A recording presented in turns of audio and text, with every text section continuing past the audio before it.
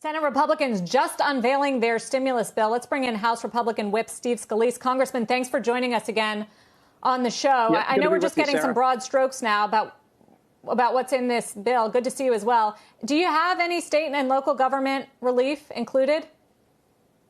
Well, there were a number of things that are in the bill that would help at the local level, especially when you look at school aid. You know, that's right now the big debate, or, you know, are schools going to reopen or not? I've been in meetings with medical professionals that have talked about the importance of safely reopening schools as opposed to just allowing the online schooling. So I know for hand sanitizer, masks for schools, there is already money available in the monies we sent out in the CARES Act that schools can use for that. But I think in Mitch McConnell's bill in the Senate, there'd be over $100 billion additional money there. But, you know, you talk about state aid, we definitely can't be bailing out states that had problems prior to COVID. Our focus ought to be getting businesses back up and running, safely reopening schools, making sure that there's liability reform, those types of things. But don't you want to make sure that there aren't sort of mass layoffs of people that work for state and local governments, like police officers and firefighters? I mean, those jobs are at risk as this is, you know, put a serious hole in the state finances and state funding.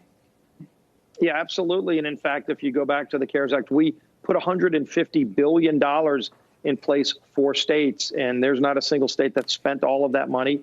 So clearly we've been concerned about states, but we're also concerned about safely reopening the economy and safely getting kids back into the classroom. And there are really good protocols for how to do that. Groups like the American Academy of Pediatrics have put out really good guidelines. And if schools need assistance there's money in place for that. But we need to make sure that the money, there's over $500 billion that we appropriated in Congress that hasn't been spent yet. Let's make sure that money's working. And if it can work smarter for families, for states, let's make that money work smarter, more flexible. And there's a lot of talk about that as well. Congressman, we're seeing $200 per week in that unemployment benefit boost, down from $600.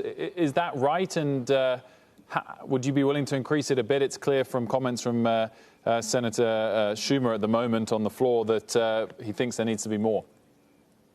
Well, you know, we have seen from a lot of our small business owners that are trying to bring their workers back. We ought to be encouraging people to get back to work where they can.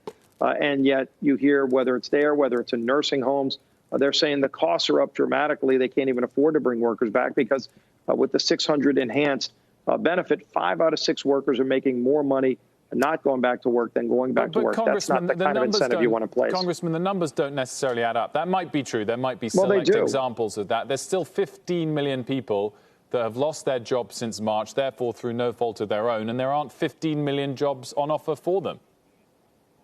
Well, but you have had a lot of businesses that have said they can't bring their workers back, or they can't bring all of their workers back. It's a real problem. So what's a fair amount? What is the amount to properly do it? I don't think anybody would argue, some might, that you should pay people more money when they're not working than if they were going back to work, if the job is there available for them. But it's a problem. It's a real problem that you're seeing, whether it's in hospitals, nursing homes, clearly in a lot of restaurants.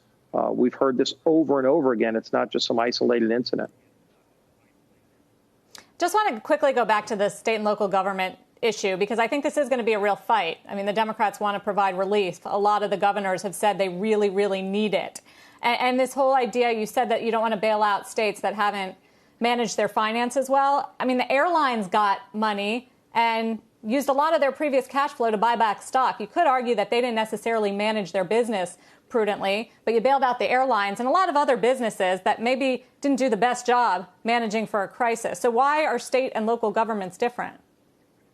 Well, state and local governments got $150 billion. That's more money than you've seen some of these industries get. Like, we know we want a thriving airline industry, and right now I flew on a plane to come back here today to Washington, and the plane was less than half full.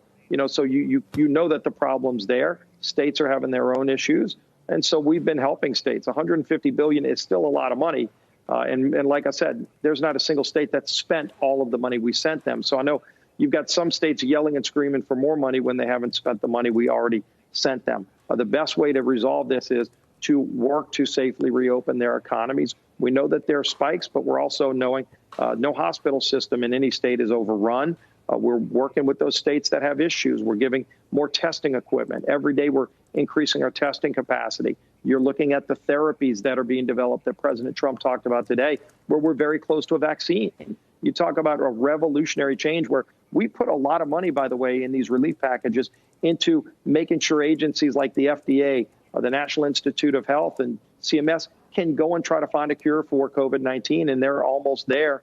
Phase 3 of testing for vaccines, remdesivir and other drugs that are therapies. That's revolutionary for any kind of virus that we're that close this early in terms of, relatively speaking, how a virus works. And so let's make sure that we're putting the focus in all of these places, not just one.